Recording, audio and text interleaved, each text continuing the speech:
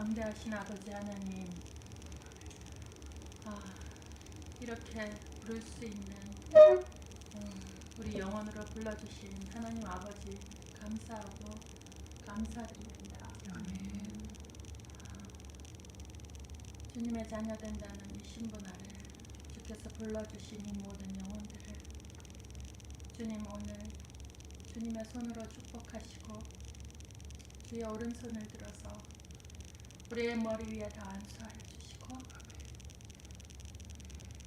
주님의 하늘을 바라보며 아버지의 얼굴을 대면할 수 있게 하시는 하나님을 찬양합니다.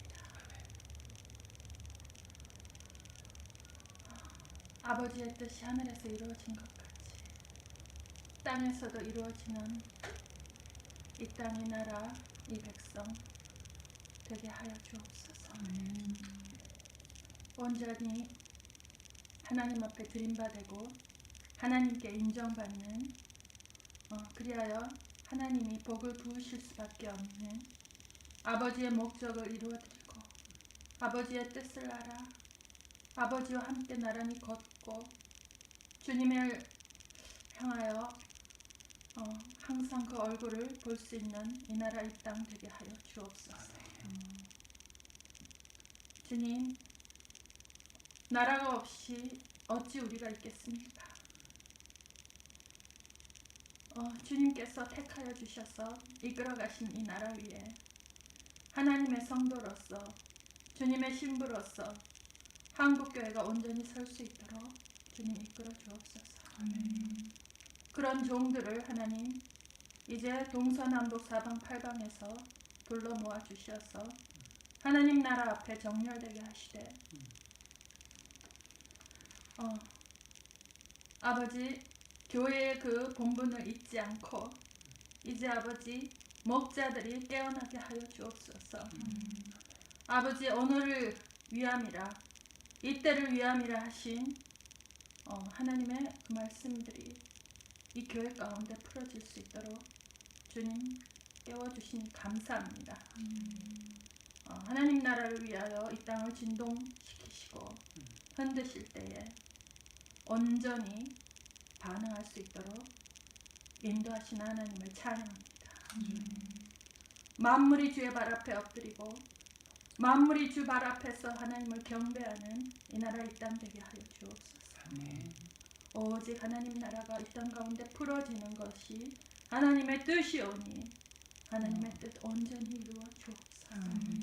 우리가 주님 발 앞에 다 엎드리고 만물이 주님을 찬양하듯이 우리가 아버지 머리부터 발끝까지 솜털 하나도 하나님을 찬양하고 주를 경배하는 아버지 나라 그리고 교회 되게 하여 주옵소서. 아버지 그것을 위하여 각 제단에서 하나님의 종들이 주의 말씀을 선포할 때에 아버지 그 말씀들이 우리의 골수를 찔러 쪼개고 뼈와 관절까지 찔러 쪼개서 아버지 하나님을 경외하는 것이 무엇인지 아버지 하나님을 사랑하고 하나님 앞에 엎드리고 하나님을 아버지 기뻐하고 즐거워하는 것이 무엇인지 하나님 알 수 있게 하여 주옵소서. 오직 구원의 하나님을 찬양하고 기뻐하는 것이 우리의 힘이 되게 하시고 우리의 힘이 되신 여호와를 아버지 하나님 만방에 선포하는 그런 교회 되게 하여 주옵소서. 오늘 들어 쓰시는 우리 조 목사님의 머리 위에 주님 안수하시고 주님 온전히 주님이 기뻐하시는 아버지 새 시대를 여는 종 되게 하여 주시옵시고 주님의 부르심에 기쁘고 즐겁게 화답하여 아버지 잠자는 성도들을 깨워 잠자는 성도들을 일으켜 세워 복된 종이 되게 하여 주옵소서. 단에서 선포되는 그 말씀들이 하나님의 아버지 그 금양단에서 떨어지는 아버지 그 언약의 말씀들이 아버지 말씀을 붙들고 사는 믿음의 성도 마지막 때의 믿음의 신부들의 그 언약의 말씀들이오니 아버지께서 하시는 온전한 이 말씀들만 붙들고 주께서 주시는 그 기름 부음을 받아 세상에 나가 하나님의 일들을 이루어가는 온전한 신부들 되게 하여 주옵소서. 감사하고 감사하며 예수 그리스도 이름으로 모든 말씀 기도드립니다. 아멘.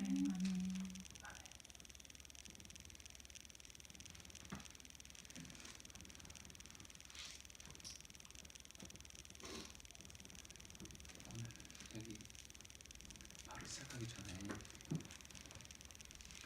나왔던 찬양이 굿굿 파더 그거 꼭 우리 지사님께서 기도해 주시는데 처음부터 우리 자녀됨 대해서 말씀 주시고 그 다음부터 계속 우리 아버지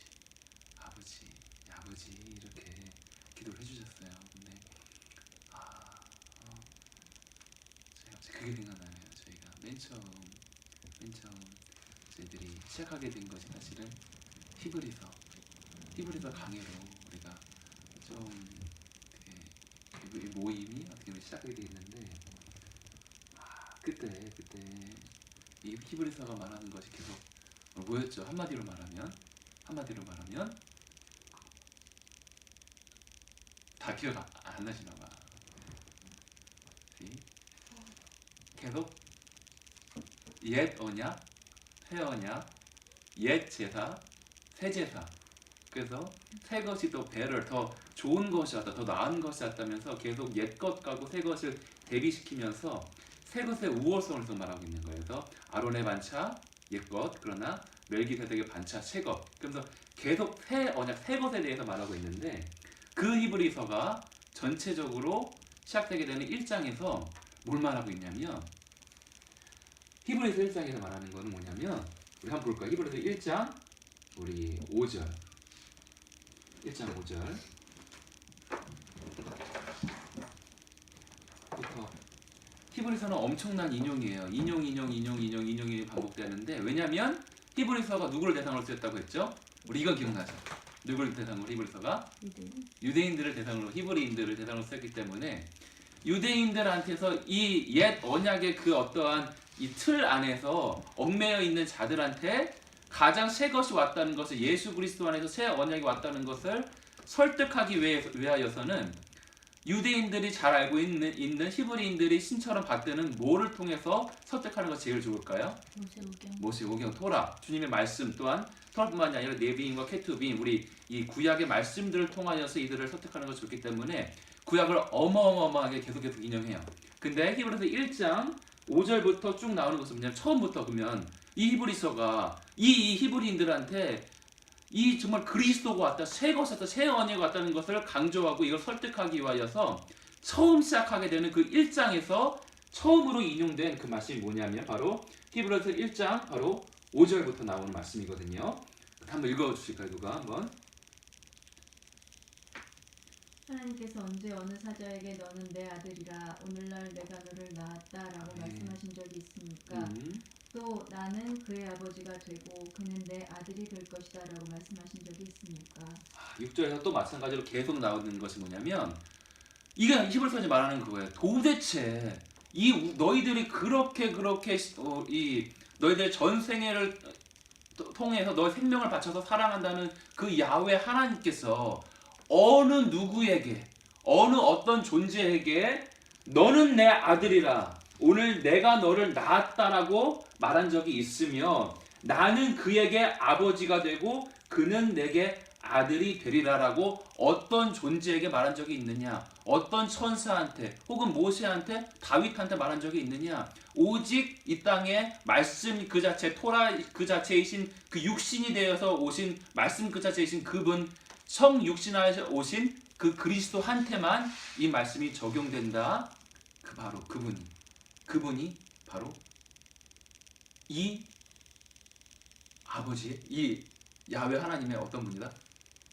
종이라고 말하지 않고 어떤 위대한 선지자라고 말하지 않고 위대한 사도라고 말하지 않고 후에는 이제 예수 그리스도를 대제사장으로 말해요. 후에는 멜기세덱의 반차를 말해요. 그러니까 그리스도의 어떤 우월성에 대해서 계속 강조하는데 처음 말하는 건 뭐예요? 처음 말하는 거는 그리스도가 어떤 존재다? 야훼 하나님한테 아들이다. 아들이다. 와, 우리 집사님께서 오늘 기도해 주신 것처럼 이게 어마어마한 거예요. 정말 아들됨이 무엇인지. 그렇기 때문에 우리가 정말 하나님께서 진리 회복을 시작하셨던 그 어떤 개혁파를 통해서도 기시된 건 뭐냐면 구원의 여정들 가운데 뭐가 있냐면 반드시 양자됨이 있어요. 양자됨. 아들됨이라는 것이 얼마나 소중한 것인지. 그래서 이 히브리인들한테 정말 새 것이 왔고 새 언약이 왔다는 것을 설득하기 위해서 가장 처음 든 바로 이 어떤 그리스도에 대한 어떤 이 설명이 뭐냐면 아들이라는 거예요. 아들. 제가요 처음에 물어봤을 때 대답을 히브리서에서 뭘 말하냐 그랬을 때 제가 속으로 sonship 맞아요. 그러려고 그랬어요. 네, 맞아요. 맞아요. 네, 정말. sonship. 진짜. 네. 그리고 새 언약이 영어로 보면 renew래요. renew. 네, renew. 그러니까 옛날 것은 없어졌다 이렇게 쳐버리는 게 아니라 네. 갱신된, 더 그걸- 좋아진 renew. 자, 오늘 여기에 대해서 좀 보기 원했습니다. 그래서 아무튼 이게 돼 있는데 이 아들됨이라는 것, 자녀됨이라는 것, 이 새 언약이 결국 우리들한테 준 가장 큰 어떠한 선물이다. 가장 큰 이 세상의 본질이다. 정수다. 그런 거 뭘까요? 그건 바로 아들됨. 이 옛 언약에 있는 사람들한테는 일단은 이분을 아버지라 부를 수 있는 거는 어마어마한 거예요. 그리스도께서 뭘 가르치셨습니까? 주 기도문을 가르친 너희가 이렇게 기도하라. 처음 시작 어떻게 시작돼요? 하늘에 계신 배 아버지요. 이게 그때 유대인들한테는 이게 완전 이거는 와, 천지가 막 진동하는 거. 감히 저 야훼 그 지존자를 아빠라 불러?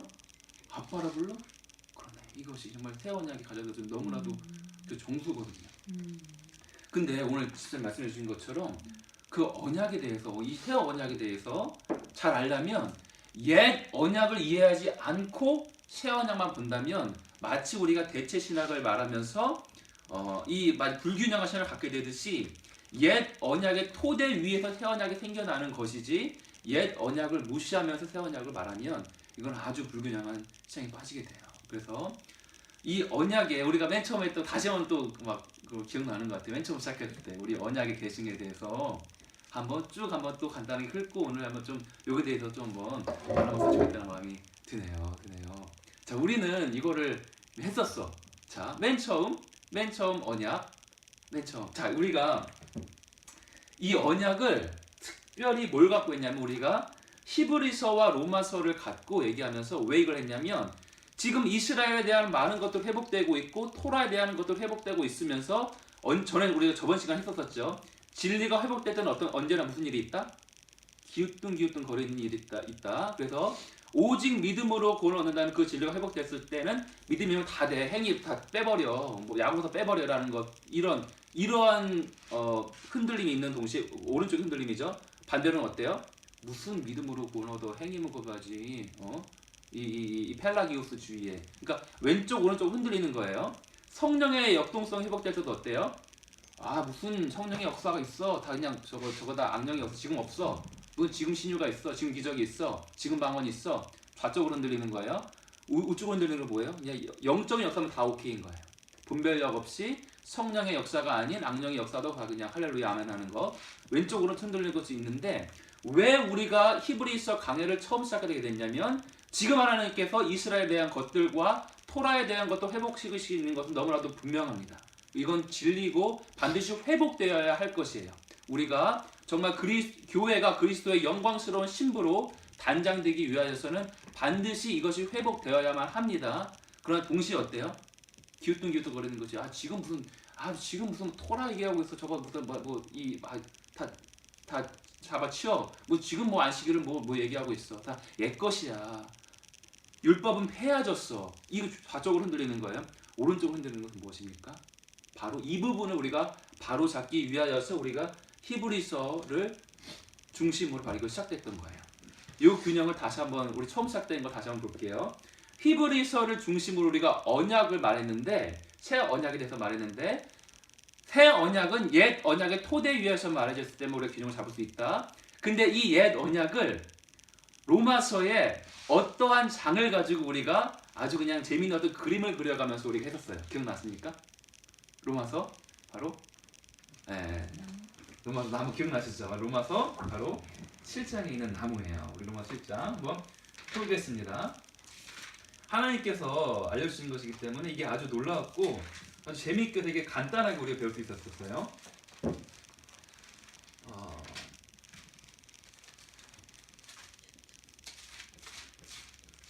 자, 로마서 잠깐만, 로마서 7장이 아니죠?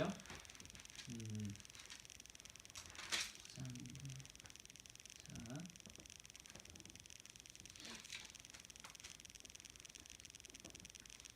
이거 감람나무 비유가 잠깐만 9장에 10장에 11장.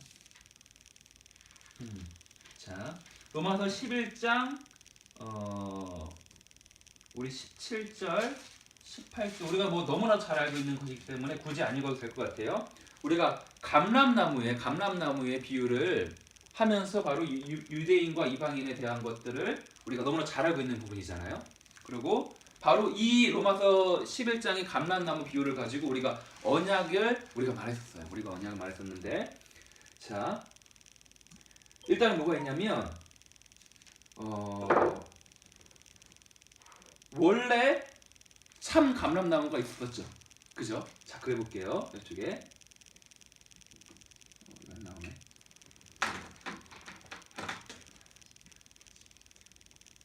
로마서 11장 참 감람나무가 이렇게 있는 거예요. 근데 뭐가 있냐면 17장 18절에 뿌리가 나와. 뿌리가 너희를 보존하는 것이다. 뿌리가 나와요. 뿌리가 나옵니다. 그리고 기둥이 있겠죠. 그 다음 뭐가 있습니까? 바로 가지들이 있는 거예요. 가지들이 이렇게 되겠죠. 여기서 우리가 정말 이건 사실은 지금 이스라엘에 대해서 이제 우리 알고 있는 많은 지체들 가운데서도 이 말이 걸림이 되는 사람들이 있을 거예요. 근데 너무나 중요한 부분이 뭐냐면 우리는 저번에 했었습니다. 로마서 11 이건 지금 이 이스라엘에 대한 어떤 회복을 외치고 있고 이거에 대해서 말하고 있는 많은 사람들 안에서 실질적으로 아주 민감하게 이것 때문에 약간 이제 서로 이제 분열이 있는 부분이에요. 근데 너무 중요한 부분인데 여기서 뭘 얘기하냐면 뿌리가 너희를 보존하는 것이 너희가 뿌리를 보존하는 것이 아니기 때문에 뿌리를 너무나도 중요히 여겨야 된다. 그래서 뿌리를 통해 가지고 우리가 생명을 받지 않느냐 그 말을 하고 있는 거예요. 그 뭐냐면 원래는 일단은 너무나 확실한 사실은 원 가지는 누구입니까? 너무 확연하죠. 유대인이에요. 근데 이들이 어쨌든 자고함으로 꺾여져 버렸어요. 그런데 돌 감람나무였던 누구? 이방 교회. 이거 우리들이죠. 이방인들이 바로 붙여지게 된 거예요. 여기에 붙여지게 된 거예요. 지금 로마 11장이 말하고 있는 걸 일단은 바울의 의도는 뭐냐면 이방인들아 너희들 하나님께서 원가지도 자고했을 때는 꺾으셨어. 너희들 은혜로 붙어 있는 거야. 뿌리가 너희를 보존하지 너희가 뿌리를 보존하는 것이 아니기 때문에 너희들도 교만하지 않아야 돼. 너희들 은혜로 붙어 있다는 걸 알아야 되는 걸 말하고 있는 거예요. 그런데 여기서 이 뿌리가 무엇이냐? 이것 때문에 바로 이 오른쪽으로 흔들리는 이스라엘에 대한 것이 나오게 됩니다. 뭐냐면 바로 히브리 뿌리 운동이에요. 이것이. 자, 우리는 이미 했습니다. 정말 이 원과지와 이방인들 우리를 보존시키는 것은 뿌리입니다. 뿌리가 무엇일까요? 바로 이게 사실은 유대교라고 이게 지금 많이 알려져 있어요. 그래서 많은 사람들한테 또 이렇게도 좀 가르쳐지고 있는 부분이에요. 그리고 지금 제가 아주 어떤 이 성령의 어떠한 그런 가르침들에 대해서 제가 아주 이렇게 이게 뭔가 이제 소개를 하고 어떤 거기에 대해서 아주 잘 정리된 그런 책들을 소개할 때 제가 잘 언제나 이렇게 추천하는 책 중에 하나가 바로 이제 이제 로버트 하이들러 책인데 그분의 책 중에서도 바로 이것을 말하고 있어요. 근데 자 봅시다. 유대인들은 뭐예요? 여기 보면 원가지. 그리고 이방인들은 무역이에요. 이거에 대해서 괜히 또 논란이 되기 때문에 말하고 싶은 건 뭐냐면 실제로 그냥 이스라엘은 원가지예요. 원가지입니다. 유대인들 원가지예요. 그리고 우리도 가지예요. 우리 돌감람에서 접붙임 받은 가지예요. 유대인들과 이방인을 정말 이들한테 생명을 주는 근원은 누구일까요? 그렇죠. 그리스도 예수와. 그래서 다윗의 뿌리이신 바로 그분 누굴까요? 다윗의 뿌리이신 그분 예수와 그리스도. 그래서 그러니까 이것을 유대의 전통이라고 본다고 하더라도 사실은 논란을 말하고 싶은 것이 아니라 지금 말하고 싶은 게 뭐냐면 우리가 좀 균형을 잡기 원한다는 거예요. 그리고 바로 문제는 어떤 그냥 비유의 차이일 뿐이지 문제가 될 건 아닌데 지금 말하고 싶은 게 뭐냐면 좀 균형을 잡기 원합니다. 지금 우리가 언약을 말하고 싶은데 우리가 이스라엘은 원가지였어요. 유대인들은요. 그리고 이방인들은 돌감람은 접붙임 받은 가지예요. 그렇다면 지금 우리가 이렇게 한번 보고 싶어요. 이들한테 생명을 주는 뿌리는 누구? 다윗의 뿌리이신 그분. 계시록에서 나옵니다. 여기서도 나와요. 누구? 그리스도. 그렇다면 우리가 이런 언약의 계시문을 봤을 때 이거 너무나도 쉽게 해결되거든요. 이 인류하고 하나님하고 맨 처음 맺은 그 언약 그것이 무엇일까요? 우리가 했었는데 창세기 3장 15절에 바로 원시 언약이라고 불리는 바로 그것이에요. 그래서 죄를 범했을 때 하나님께서 뭐라고 하냐면 사탄아 이제 여자의 후손이 와서 넌 물 건데 그 여자의 후손이 너의 머리를 깨 부시실 거야. 바로 이 언약 안에서 모든 것들이 시작되게 되는 거야. 모든 영적 전쟁이 이것을 기준으로 돌아가요. 왜냐하면 하나님은 어떤 말에 신실하신 분이시냐면 이분은 자신이 특별하게 이분은 자신의 말씀하신 것에 신실하신 분이시에요. 자신이 말씀하지 않은 것에 신실하신 분이 아니세요. 말씀하신 것에 신실하신 분이신데 특별히 그 말씀 중에서 발언 중에서도 언약을 말씀하셨을 때는요. 이것은 바뀔 수가 없는 것입니다. 귀신도 그걸 알기 때문에 모든 영적 전쟁, 인류 역사의 모든 영적 전쟁이요. 언약을 기준으로 돌아가요. 언약이 그만큼 중요한 것이에요. 맨 처음 인류와 하나님과 맺은 언약은 뭐다? 창세기 3장 15절의 원시 언약입니다. 창세기 15절의 원시 언약. 원시 언약에 바로 누가 등장해요? 여자의 후손. 뱀의 머리를 박살낼 여자의 후손이 누구? 바로 그리스도가 등장하게 되는 거예요. 그래서 뭐가 되냐면 이제 귀신은요 다른 거 할 게 아니에요. 사탄이 다른 거 할 것이 아니라 자신의 머리를 박살낼 이 여자의 후손만 어떻게든지 없애면 되는 거예요. 그런데 이 여자의 후손이 하나님의 그 뜻 가운데에 누구를 통해서 나오게 됩니까? 바로 그 다음에 창세기 15장에서 바로 이 노아 언약이 있긴 있어요. 노아 언약을 말하지 않는 이유는 뭐냐면 인류 역사에 다시 시작되게 되는 거예요. 그러니까 일단은 귀신은 성공했어요. 그래가지고 나름대로는 자기 딴에 성공했어. 자신의 머리를 박살내 여자의 후손만 어떻게든지 막으면 되는 거예요. 근데 귀신이 할 수 있는 건 뭐냐면 하나님께서는 공의로우셔가지고 죄는 심판하는 분이셔. 그러니까 귀신이 사람을 죽일 수는 없어요. 사탄이 할 수 있는 건 뭐냐면 인간이 죄를 범하게 함으로 하나님의 진노의 심판을 받게 해가지고 자신의 머리를 깨 여자의 후손을 안 나오게 하는 거예요. 이것이 바로 인류 역사 전체의 영적 전쟁의 흐름이에요. 다시 한번 하나님께서는 언약에 신실하신 분이십니다. 언약대로 이루어져요. 귀신도 그걸 믿어요. 그걸 알아요. 그러니까 원시 언약인 자신의 머리를 박살낼 여자의 후손을 안 나오게 하면 돼. 그러나 귀신이 사람을 죽일 수 있는 권세는 아무것도 없어요. 귀신이 할 수 있는 건 사람한테 죄를 범하게 함으로 하나님께서만 인간을 심판하실 수 있는데 죄를 범하게 함으로 인간이 하나님 진노의 심판을 받게 하는 거예요. 그래가지고 자신이 머리를 박살내 여자의 후손은 안 나오게 하는 거예요. 이거 쭉 이어져 가는 거예요. 원시 언약이. 그런데 나름대로 성공했다고 믿었는데 그래서 인류가 전체가 다 그냥 아주 그냥 하나님께서 한탄하시고 인간을 내가 만든 걸 후회한다고 하실 정도로 죄악이 아주 관영했었고 근래 그리고 이것을 했었잖아요. 그때의 인류의 나이가 어떻다? 지금보다 한 10배 돼요. 지금보다. 그러니까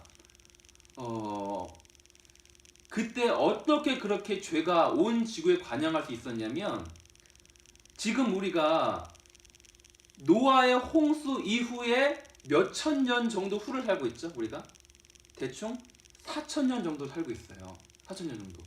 지금 우리의 수명이 고작 한 길어야 90이에요.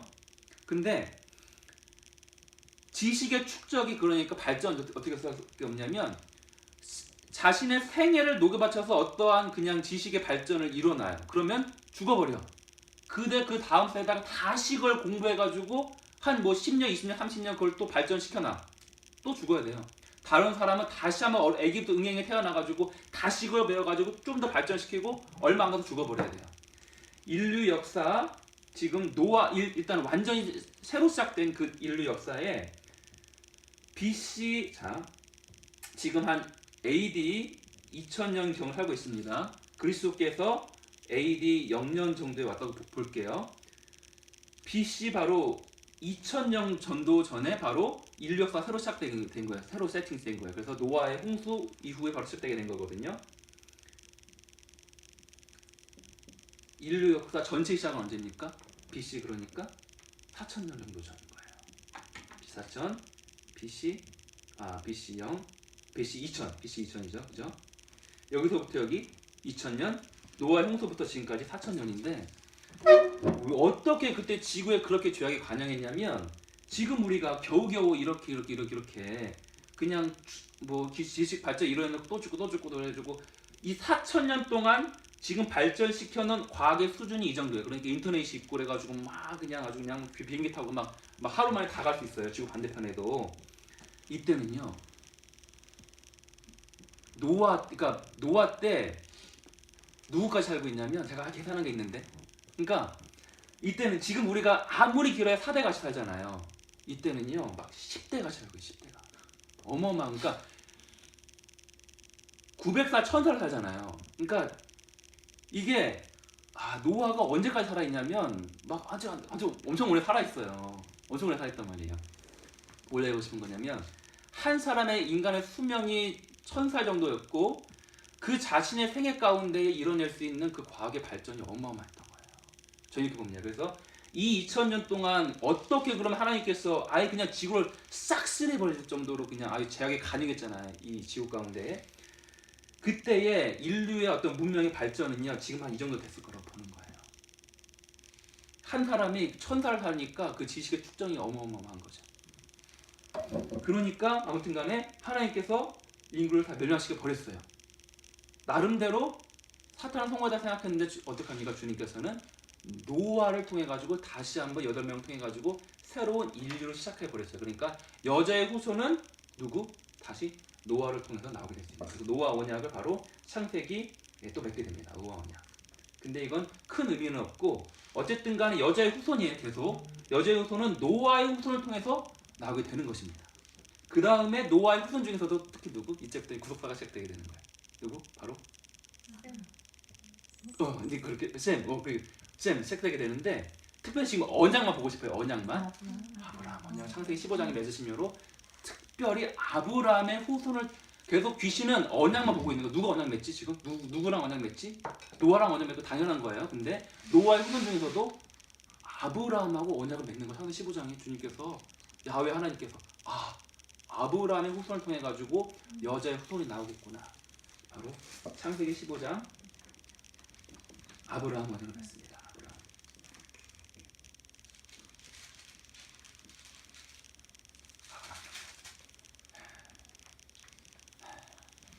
여기서 근데 여기서 이거 보고 싶어요. 이 아브라함 언약이요. 왜 중요하냐면 아브라함의 자 창세기 15장을 볼게요. 창세기 15장. 딱 나온다. 피니까.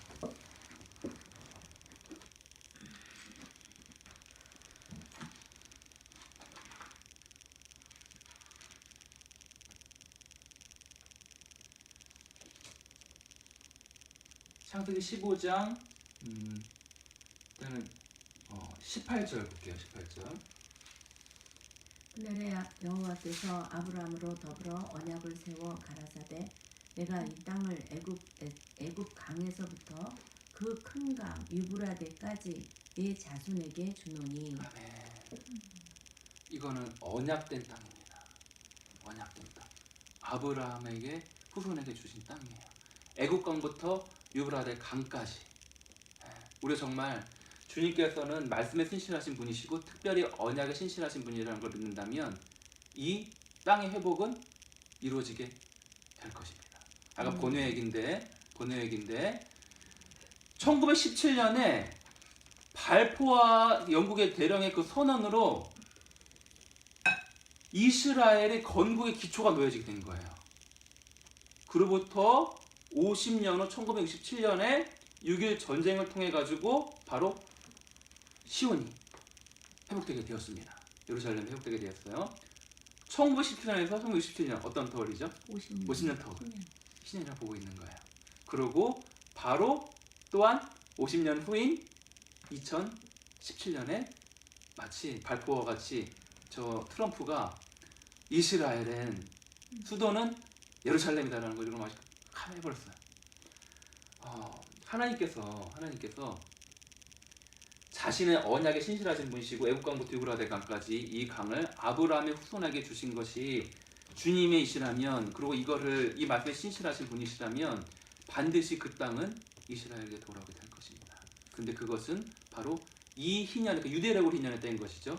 바로 이제 그러니까 이 해에 이루어질 거라고 우리가 보고 있는 것이에요. 그렇게 된다면 이 이스라엘이 이 고토를 회복할 수 있도록 하는 기도를 우리가 해야 되겠죠. 그래서 이것이 이제 시편 83편 전쟁 이렇게 또 오바다 전쟁 이렇게 말하기도 하는데 나중에 말하기로 할게요. 아무튼 이렇게 이제 뭐냐면 여자의 후손은 이제 노아의 후손 중에서 나와요. 그 중에서도 또 이제 아브라함의 후손 중에서 나오게 되는 거예요. 아브라함의 후손에서. 그런데 아브라함의 후손 중에서도 누구? 이것도 아주 슬픈 일이라고 하는데 여자의 씨가 나오게 되는 그 씨의 흐름이 마태복음에도 나와 있고, 자, 그 계보가 나와 있게 되죠. 그리스도의 계보가 쭉 나오게 되는데 그리스도의 그 계보, 마태복음 1장에 있는 그리스도의 계보 안에 바로 우리가 지금 말한 언약의 인물들이 다 나오게 됩니다. 그런데 마태복음 1장에 나오지 않는 그 어떤 언약이 이루어졌는데 마태복음 1장에 나오지 않는 어떤 언약이 있어요. 마태복음 1장 안에는 다 있어요. 아담부터 다 나와요. 그래가지고 노아 다 나와요. 그런데 나오지 않는 인물이 있어요. 왜냐면 이때는 자 아브라함 언약이 개인과 맺은 언약이에요. 노아 언약도 마찬가지예요. 그런데 개인과 개인의 언약이 아니라 이 다음에 맺은 언약은 민족적 언약이기 때문에 인간의 이름이 나오지 않습니다. 근데 모세를 통해서 맺어지긴 했어요. 그러나 모세가 그리스도의 계보 안에 있습니까? 그렇지 않죠. 이 바로 다음 맺은 언약은 바로 뭐다? 출애굽기 24장이 바로 시내산 언약이라고 부르는 것이 시내산 언약. 여기서 중요해요. 자, 이제는 여자의 후손이 노아의 후손 통해서 나와요. 아브라함의 후손을 통해서 나와요. 그 중에서도 누구? 민족적 언약을 맺은 바로 유대 민족 안에서 나오게 돼요. 이스라엘 야곱 그 후손 안에서 나오게 된다는 거예요. 야곱 후손 안에서. 이제는 뭐냐면 유대인이 분명히 로마서 11장이 말합니다. 유대인은 뭐다? 이스라엘은 뭐다? 원가지다.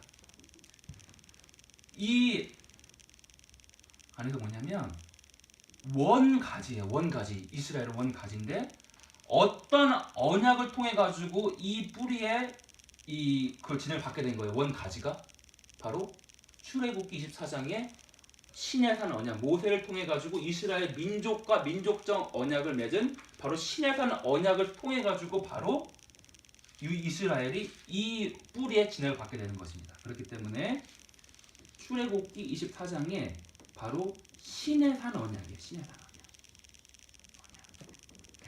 이게 너무 중요한 것입니다. 이 그림. 출애굽기 24장의 시내산 언약. 이 뿌리의 그리스도의 뿌리가 그리스도의 이 생명이 특별히 노아 후손인 건 당연한 거. 이건 좀 약간 인류가 노아밖에 없으니까. 근데 그 중에서도 아브라함의 언약 이제 뭐냐면 갈라디아서에서 뭐라면 신약에 있는 말씀 중에서 너희가 은혜로 아브라함의 언약 안으로 너가 예전에는 언약 외인이었어. 이방인들아 언약 외인이었는데 너희가 아브라함의 언약 안으로 들어오게 됐다는 거예요. 그만큼 언약이 너무나 중요합니다. 창세기 15장에 자 언약이 이 내용 중에 또 뭐가 있냐면 땅도 있지만 모든 족속이 너를 통해서 복받아. 넌 열방의 아비야. 아브라함 너를 통하여서 나의 복이 흘러간다는 거예요. 그만큼 너무나 어마어마한 거거든요. 한 인물이 이 그리스도 이 아브라함은요 그리스도의 마음을 아는 것뿐만이 아니라 성부의 마음을 알았어요. 왜냐하면 자 그리스도는 자 성자는 뭐냐면 자기 자신의 생명을 바쳐서 인류를 구원할 수 있을 때 내가 아멘합니다라는 거 바로 이게 성자의 마음이에요. 성부의 마음은 뭐냐면 나를 내가 죽는 것이 아니라 내 아들을 죽여서 인류를 구원할 수 있다고 할지라도 난 그걸 하겠다라는 거예요. 아브라함이 성자 마음뿐만 아니라 성부의 마음을 알았습니다. 그러니까 왜냐면 이삭을 바쳐서 인류를 이 자기 자식을 바치는 그 마음을 안 거예요. 그러니까 아브라함을 통해 가지고 이 모든 복이 흘러가는 거거든요. 어마어마한 거예요. 아브라함의 우리는 언약 안으로 들어오는 거예요. 새 언약도 마찬가지예요. 그러니까 왜 언약이 되는 게 중요하냐면 그냥 새 언약 띡 예수 믿으면 다 할렐루야가 아니라 우리는 언약 외인이었는데 그때 뭘 말하고 있냐면 아브라함의 언약 외인이었다는 거예요. 우리는. 근데 그리스도의 피를 통해 가지고 우리가 아브라함의 복 안에 받게 되는 것입니다. 왜냐면 이 복은 이 진액은 아브라함을 통해 가지고 나오게 되는 것이니까 이 안에. 근데 이 아브라함의 후손 중에서도 특별히 누구? 바로 특별인데 이스라엘 민족을 통해 가지고 여자의 후손이 나오게 되는 거예요. 그래서 이들은 원가지입니다. 원가지예요. 이들은 원가지예요. 원가지.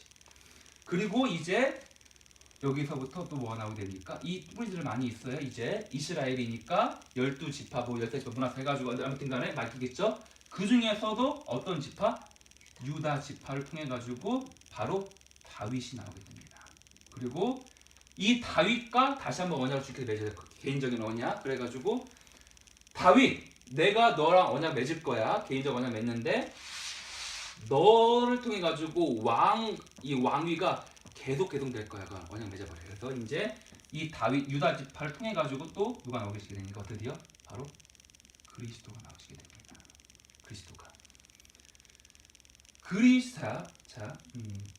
다윗의 뿌리이신 분. 분명히 다윗의 뿌리는 분명히 이건 논란의 여지가 없어. 다윗의 뿌리는 누구예요? 성경에 말 다윗의 뿌리는 그리스도죠. 그렇기 때문에 지금은 그러니까 이거를 뭐 유대주의라고 우리가 본다고 하더라도 그거 어떤 비유의 차이일 뿐이니까 논란을 말하고 싶지 않은데 지금 말하고 싶은 게 뭐냐면 이렇게 좀 다윗의 뿌리, 이것의 뿌리이신 분을 그리스도라고 봤을 때는 우리가 좀 더 규정을 잡을 수 있다는 걸 말하고 싶은 거예요. 이렇게 되는 것이에요. 그런데 원 가지가 자 이제 여기까지가 다 됐죠. 다시 한번 언약을 정리하겠습니다. 원시 언약, 노아 언약, 아브라함 언약, 시내산 언약, 그리고 다윗 언약 이렇게 있는 거예요. 다윗 언약 그리고 그를 통해 그리스도가 출생되게 되었는데 언약은 말하자면 우리 지금 인류 진짜 이 생활 중에서 언약의 모습이 가장 잘 지금까지 남아 있는 것이 뭐냐면 바로 결혼 언약이에요. 그래서 창세기 15장 그러니까 모든 언약식 중에서 가장 좀 약간 저희 마음을 뭉클하게 하는 언약식의 바로 내용이 뭐냐면 창세기 15장에서 바로 이 아브라함 언약이에요. 지금까지 어떻게 하시냐면 그 만유의 주제께서 아브라함 이 한 명 자신의 이 아들을 기꺼이 바칠 수 있는 하나님의 음성 듣고 이 아브라함과 언약을 맺으시는데 와 너무 놀랍게 그때의 사실 존 블린더 목사님이 이렇게 봐요. 뭐냐면 이 언약의 식의 모습은 그때의 중동 땅 가운데 있는 인간의 어떠한 이 문화였대요. 하나님 그분께서 이 언약식을 바로 이제 한 인물하고 이 지존자께서 맺으시는데 원래 언약식의 모습은 뭐냐면 짐승을 반으로 갈라서 죽여놓고 길을 만들어요. 이렇게 양쪽 갈라놔가지고 그래서 그 피로 된 그 길을 언약의 그 당사자가 둘이 같이 그 길을 걷습니다.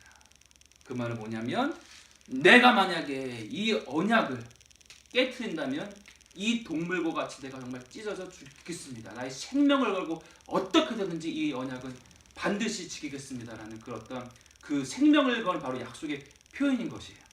근데 창세기 15장에서 주님께서 어떻게 하십니까? 아브라함을 잠재우시고 그 길을 불이 되셔가지고 혼자 걸어가세요. 그 뜻은 무엇이냐면 아브라함아 너는 연약해서 이 언약을 지킬 수 없을지도 몰라. 나는 나의 생명을 걸고 이 언약을 지키겠다.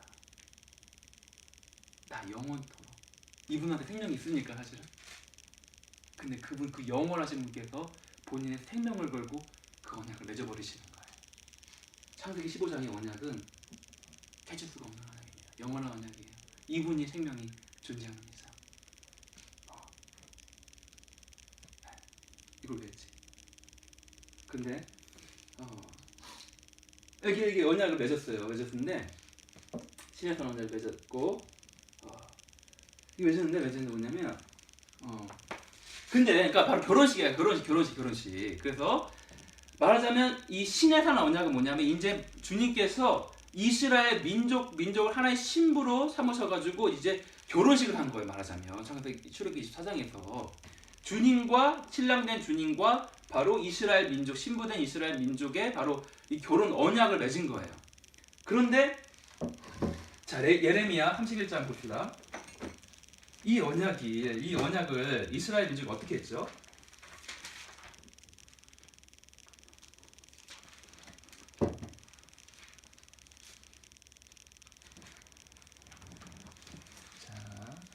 자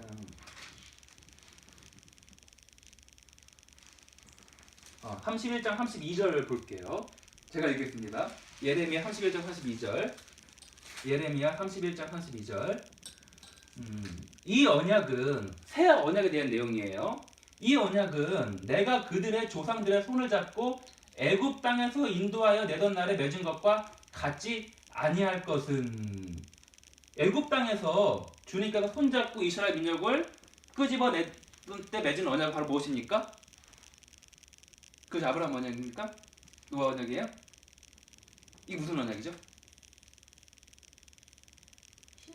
신에서 너무나도 당연하죠. 너무나도 확연하죠. 주님께서 애굽 땅에서 이스라엘 민족을 손잡고 이끌어냈을 때 맺은 언약은 바로 뭐예요? 출애굽기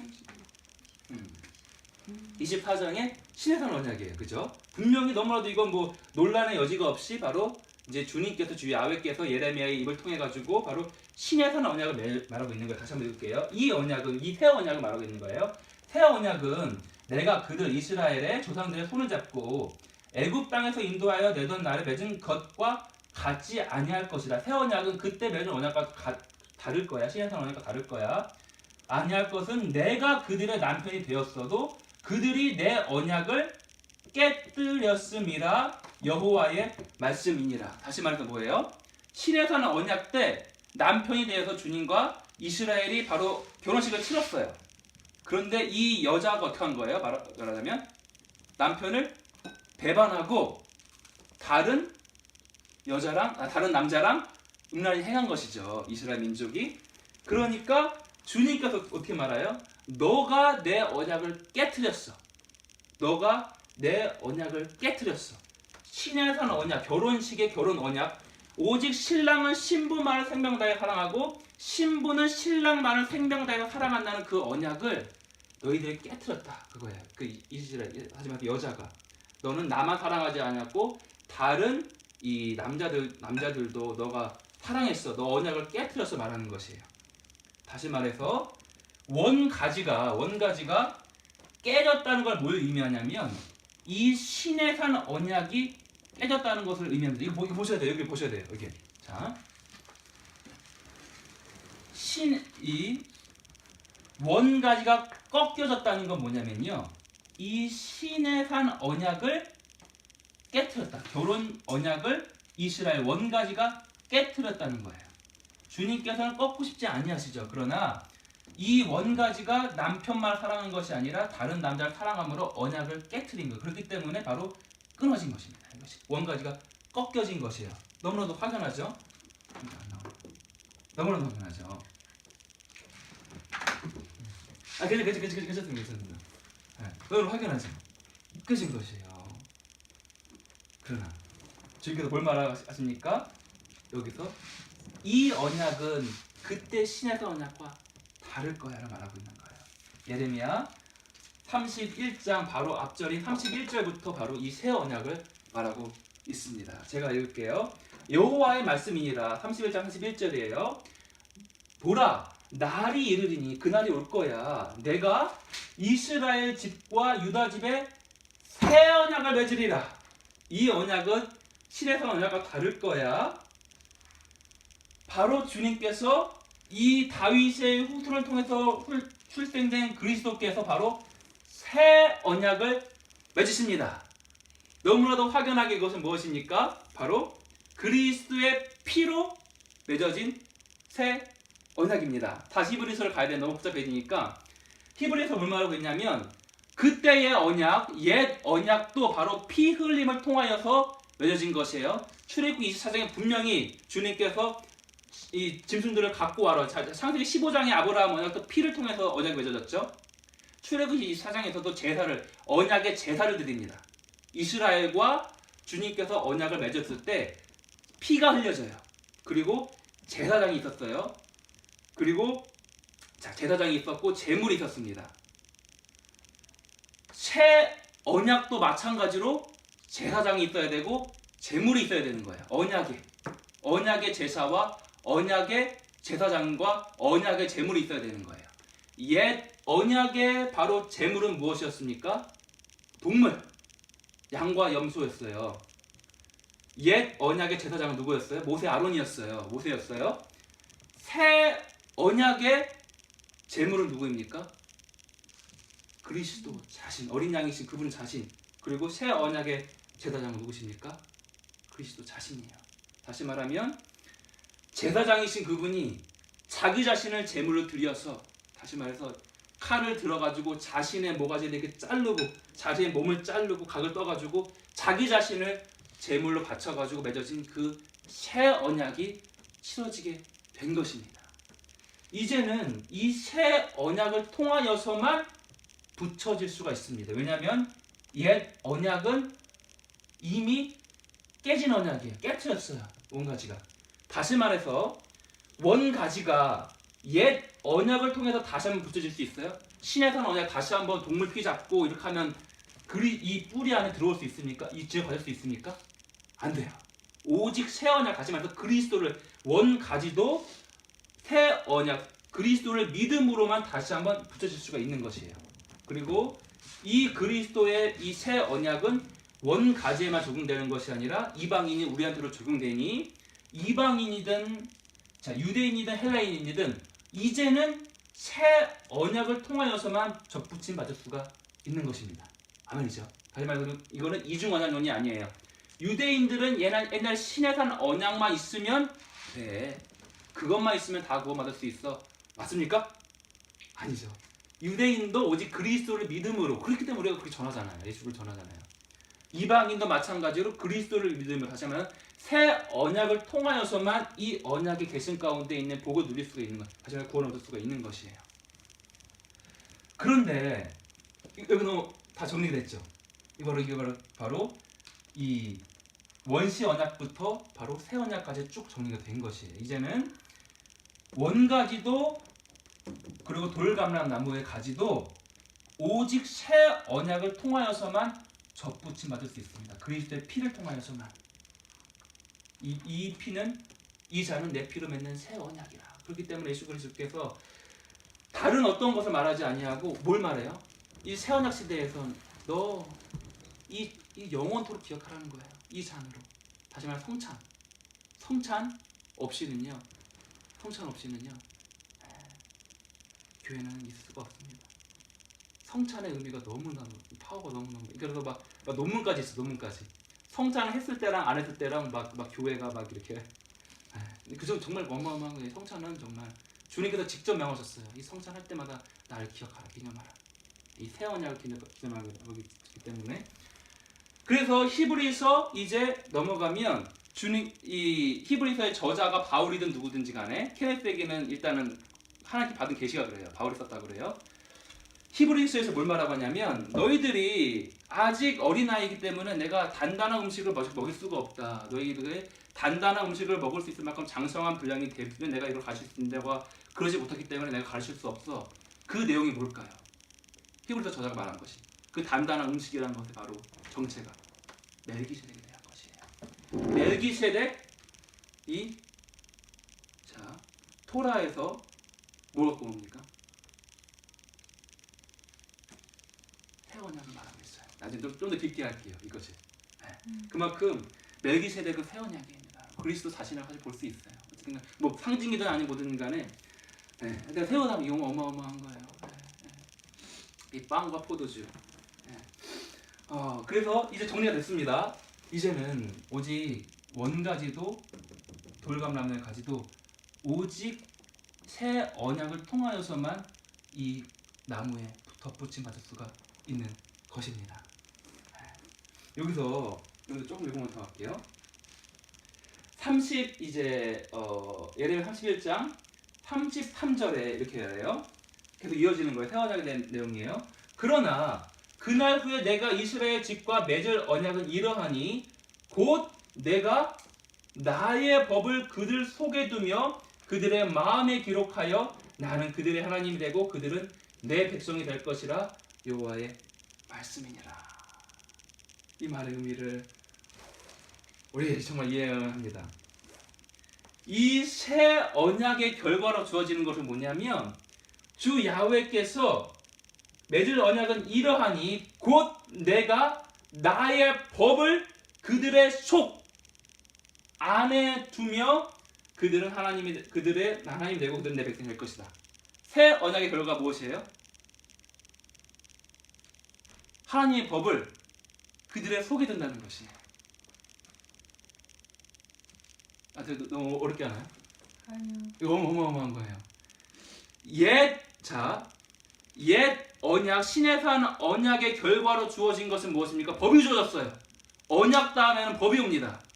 옛 언약 후에 온 것은 바로 무엇이었어요? 바로 돌판에 새겨진 법, 토라, 십계명이었어요. 법이요. 돌판에 새겨졌어요. 돌판에. 이제는 이 돌판에 새겨진 대로 다시 그 후에 좀 더 자세히 주어진 토라의 말씀대로 행하느냐 안 하느냐가 중요한 것이에요. 이 글자대로. 새 언약이 맺어졌습니다. 언약이 맺어지면 뭐가 온다고요? 법이 내려와요. 자, 옛 언약 후에 바로 어느 날 때 토라가 주어졌을까요? 십계명. 토라가 언제? 어떤 절기 때? 오순절 때 바로 토라가 내려온 것이에요. 새 언약이 왔습니다. 언약 후에는 법이 옵니다. 속에 그날이 올 거야. 그날이 오면 내가 법을 돌판에 새긴 것이 아니라 종이 위에 새긴 것이 아니라 네 속에 내가 법 새기겠다. 옛 언약의 오순절 때 법이 내려왔습니다. 새 언약의 오순절 때 법이 내려옵니다. 어떤 분? 그렇죠. 예수님 중에서도. 근데 특별히 오순절 때 내려오신 그분? 성령님이 돌판에 새겨진 것입니까? 글자예요? 아니, 여기 안에 진리 마음에. 이제는요, 로마서에서 바울이 말하는 성령의 생명의 법이에요. 성령님은요, 법입니다. 새 언약의 법이 성령님이십니다. 예전에는 뭐냐면요, 유대인들은 내가 토라의 조문대로 행하면 의로운 거예요. 나 간음 안 했어. 나 여자들과 음란하지도 안 했어. 내 신부만 사랑했어. 나 오케이. 토라에 적혀진 이 돌판에 새겨진 법대로 하면 나는 의로운 거예요. 안 하면 의롭지 않은 거예요. 그러나 이제는 돌판에 새겨진 법이 나를 감찰하는 것이 아니라 법 자체이신 그분이 내 안에 새겨져 버립니다. 다시 말하면 뭐냐면 이제는 내가 지나가는 여자 보고 음란한 마음만 품어도 나는 가늠한 거예요. 예전까지는 내가 사람 죽인 적 없으면 나 살인한 거 아니에요. 돌판에 새겨진 법대로만 행하면 돼요. 나 의로운 거예요. 근데 법이 돌판에 새겨진 것이 아니라 마음에 새겨져 버렸습니다. 이제는 내가 마음으로 누구 미워하면요, 저 사람 죽인 거예요. 새 언약이 더 할렐루야? 더 막 하면 돼? 예수님의 보혈 때문에? 이제 예수님 보혈 있으면 나 그냥 다 은혜. 옛 언약은 무시무시하고 그냥 하나님 심판하는 법이야. 새 언약은 할렐루야야. 나 막 살아도 돼. 예수님의 피면 다 아닙니다.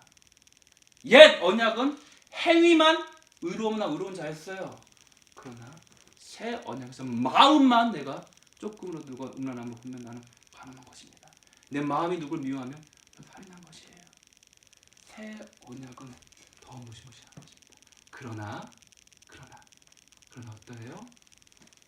옛 언약의 토라의 조문은 나를 바꿀 수가 없어요. 토라는 율법을 통해 가지고 저는 죄를 깨달아요. 나는 이들 할 수가 없구나. 바꿀 수가 없어. 난 행동은 바꿀 수 있는데 내 마음은 바꿔지지가 않는구나. 나 이대로 하려고 하는데 되지가 않아. 나 안 돼. 결국 율법을 통해 가지고 내가 죄를 깨달아 죄인이구나. 할 수 없구나. 내 행동을 어떻게든지 이 율법대로 그냥 막 이렇게 내 온갖 발악을 다 하면 내가 캘 수 있을 것 같은데 내 마음은요, 바뀌지 않아요. 율법이 나를 감찰해요. 율법이 없는 자들한테는요, 양심이 율법 역할을 해가지고 나 죄인이구나. 나 죄인이야. 로마서 말씀대로. 죄인인 걸 깨달아요. 내 마음 바꿔지지가 않아요. 그러나 의이신 그분 그리스도께서 성령을 통하여서 우리 마음 가운데 들어오게 되십니다.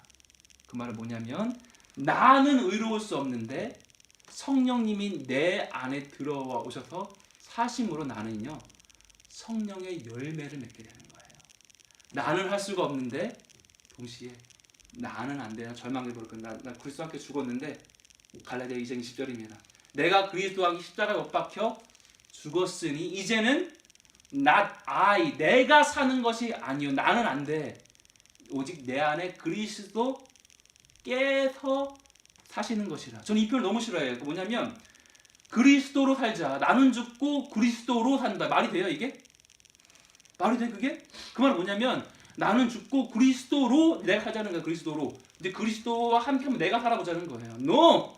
갈라디아 26절은 분명히 말합니다. 내가 그리스도와 함께 십자가 못 박아 죽었다. 나는 안 돼. 이제 그리스도께서 사시는 거예요. 내 안에서. 바로 이거 세워나가기입니다. 이게 어마어마한 것이에요. 내가 못 이룰 수 없는 그 율법의 요구를 내 안에 이제 성령님께서 이제 맺어가시는 거예요. 나는 어떻게 할 수 있습니까? 완전한 거룩 가운데로 나갈 수가 있습니다. 장로교 지체를 통해 가서 주님께서 회복시키신 진리가 뭐예요? 인간은 완벽한 절망, 완전 전적 타락, 전적 부패에 이른 것이에요. 아멘인데 이것만 강조하면 어떻게 돼요? 인간 다 그래. 인간은 뭐 그냥 그리스도 피밖에 없어. 인간은 의로울 수 없어. 인간 다 죽는 절망이야, 지옥이야. 인간 안 돼. 그러나 그 후에 나온 바로 감리교 쪽과 우리 찰스 피니는 유럽에서는 웨슬리가 있었어요. 이 미국 쪽에서는 찰스 피니가 똑같은 걸 말합니다. 아주 뭘 말해요? 크리스천 퍼펙션을 말해. 뭐냐면 인간은 전적 부패가 맞는데 성령이 그 안에 오셔가지고 완벽한 거룩의 삶을 살아갈 수가 있다는 것입니다. 이것이 바로 성화의 모습인 것이에요. 이제는 나는 할 수 없는데 내 마음은 바꿔줄 수가 없는데 성령께서 내 안에 오셔서 나는 완전한 거룩의 삶을 살아갈 수가 있게 됩니다. 그러나 그날 후에 내가 이스라엘 집과 맺을 언약은 이러하니 곧 내가 나의 법을 그들 속에 두며 그들의 마음에 기록하여 나는 그들의 하나님이 되고 그들은 내 백성이 될 것이라 여호와의 말씀이니라. 이제는 이 성령의 생명의 법을 통해서 우리는 죄를 이겨냅니다. 우리는 죄를 이겨냈습니다. 성령을 통해서 우리는 그리할 수가 있는 것입니다. 바로 이것이 새 언약이 이룬 어마어마한 것이에요. 그렇기 때문에 옛 언약을 통해서 이 모든 언약이 다 중요해요. 다 중요해요. 이 모든 것이 있었기 때문에 새 언약이 있는 것입니다.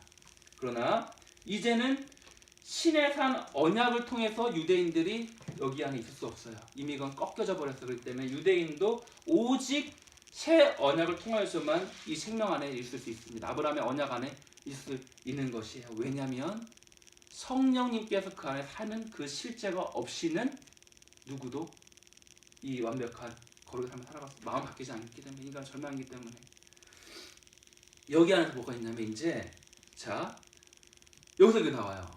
옛 법인 토라와 새 법인 성령의 생명의 법이 어떤 관계가 있는 것이냐. 그럼 이건 다 되는 거예요? 토라 없는데 이제 새 언약에 이제 옛것 지나갔어. 이건 깨진 언약이야. 새 언약이 왔어. 오직 그리스도의 피를 통해 가지고 이제 성령께서 내 안에 살고 이 성령님을 따라가는 것이 내가 법 지키는 삶인 거야. 다시 쉽게 말하면 법 지키는 삶. 성령님을 따르는 삶이 법을 지키는 삶인 것이에요. 그 토라 없으면 돼? 아닙니다. 이 성령께서 우리를 토라로 인도하십니다. 이게 정말 이 표현이 너무 중요해요.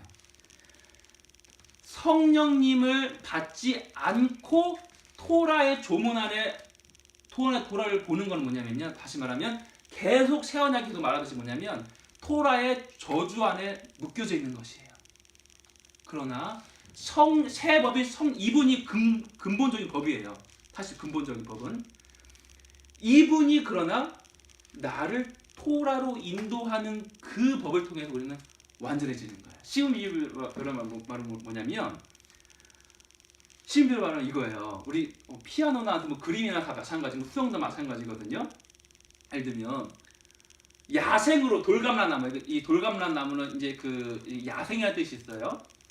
돌감란 나무는 뭐냐면 야생이 뭐냐면 그냥 태어났는데 그냥 밀림에서 자랐어. 어디 무슨 바닷가에서 태어난 거예요. 그래가지고 수영 강습을 아주 이제 체계적인 아주 그냥 정통의 수영 이걸 배우지 못했어.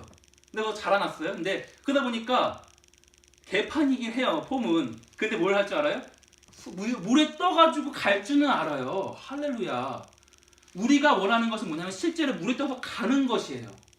그런데 아주 수영 강습에 대한 모든 것을 지금 다 알고 있어. 그냥 몇 도 각도로 꺾고 37.5도로 꺾어야 되는 걸 알고 37.4도는 안 돼. 정확히 37.5도로만 꺾어야 되는 거야. 이렇게 꼭 이렇게 다 알고 있다고 해봐요.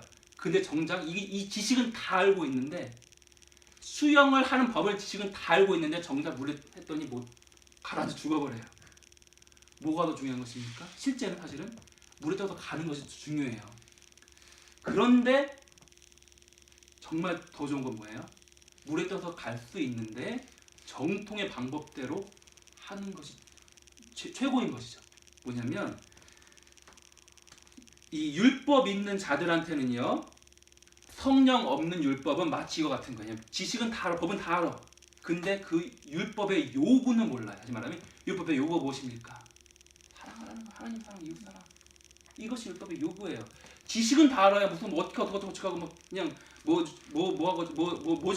지키고. 근데 실제로는요, 하나님을 사랑하지 않고 이웃을 사랑하는 그 성령의 열매가 없어요. 율법의 요구가 이루어지지 않은 것입니다. 사밧을 지키는데 아주 그냥 정확하게 지켜. 어떻게든지 사밧 지켜야 돼. 그냥 금요일 밤에 그러고 있는데 내 가족 사랑하지 않아. 너 사밧 지켜, 너 아들 너 그냥 안 지켜, 너 때려. 막.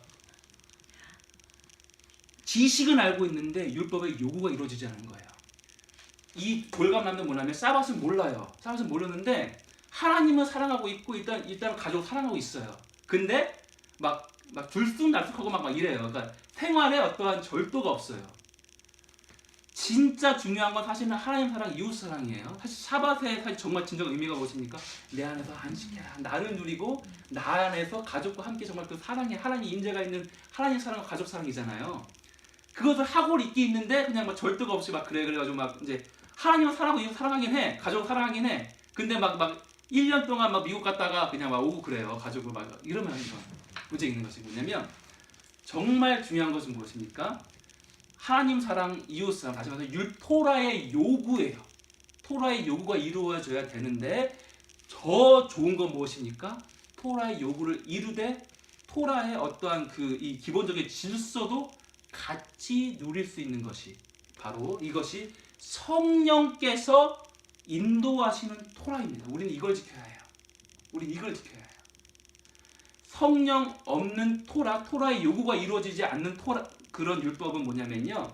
쉽게 말하면 다시 한번 발이 또 되는 거예요. 내가 널 그런 데 지키지 않았냐. 다시 한번 비유를 들어볼게요. 다른 비유를.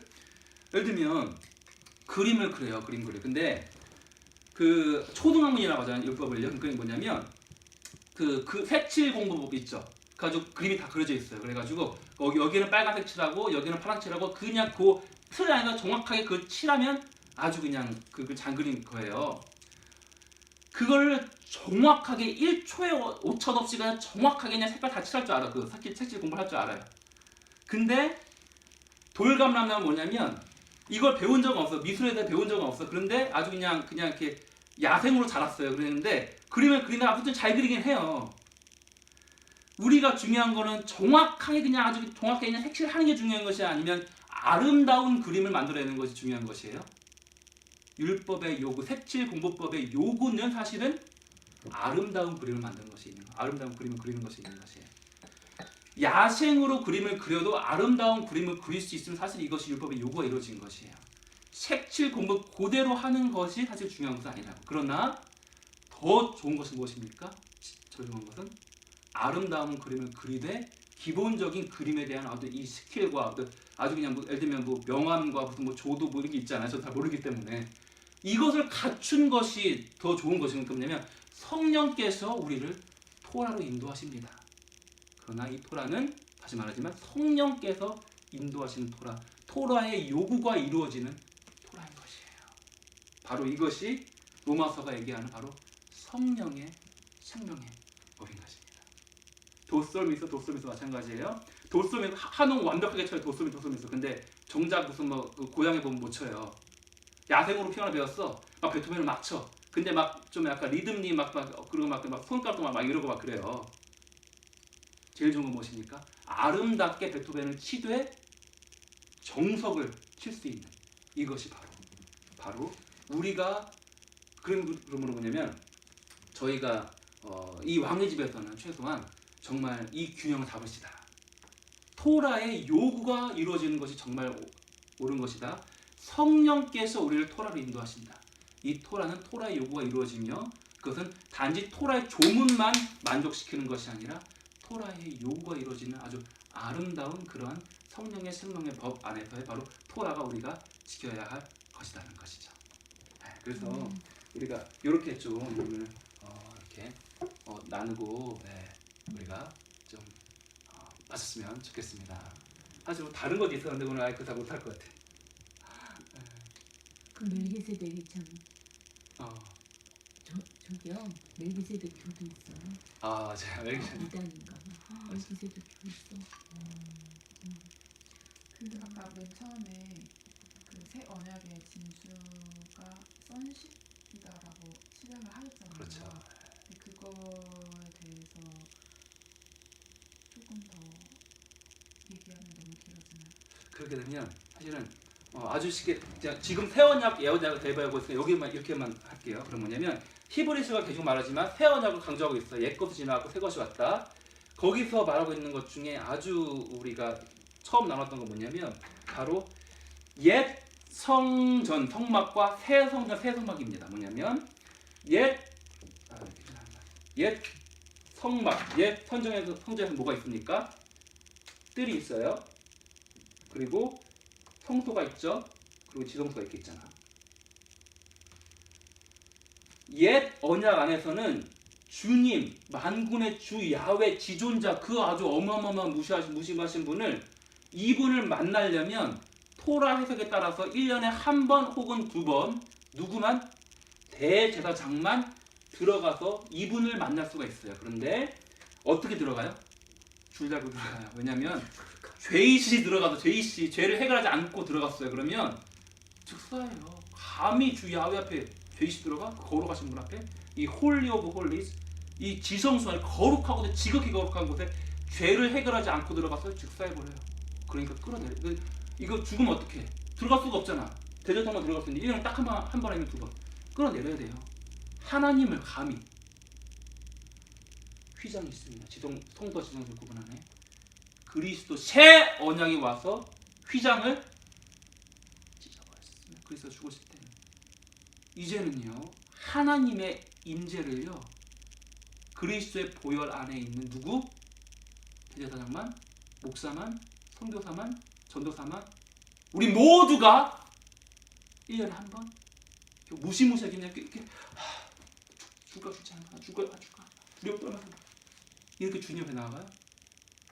아버지의 보혈을 지나 아버지 품으로 담대히 나아가도 아빠 품에 안겨버립니다. 목사만, 전도사만 모두가 이것이 바로 새 언약이 단번에 드려진 영원한 제사가 준 우리 하나님을 보호하는 것이에요.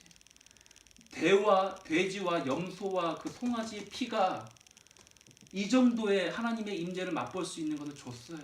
옛 언약 안에서. 그런데 하나님 그분 자체이신 그분의 피가 영원하신 그 신의 피가 흘려졌는데 우리가 이분 앞에 담대히 나갈 수 없습니까?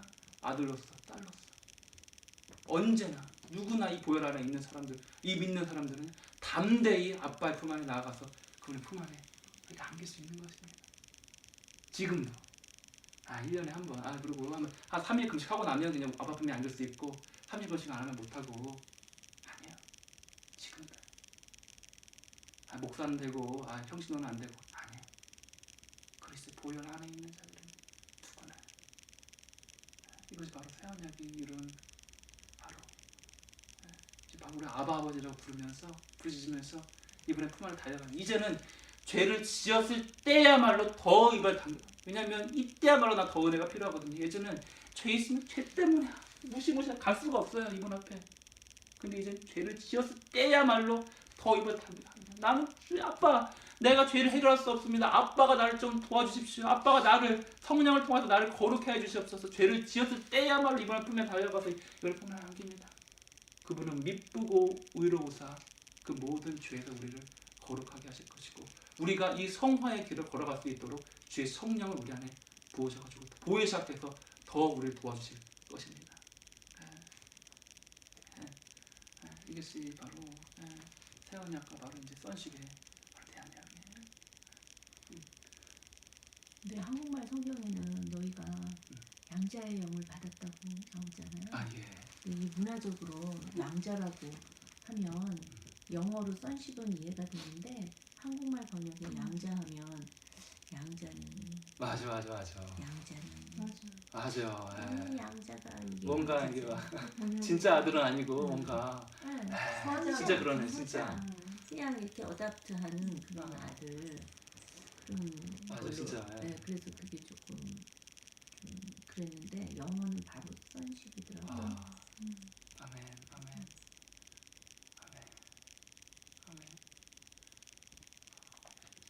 근데 왜 양자의 영이라고 해석을 하셨을까?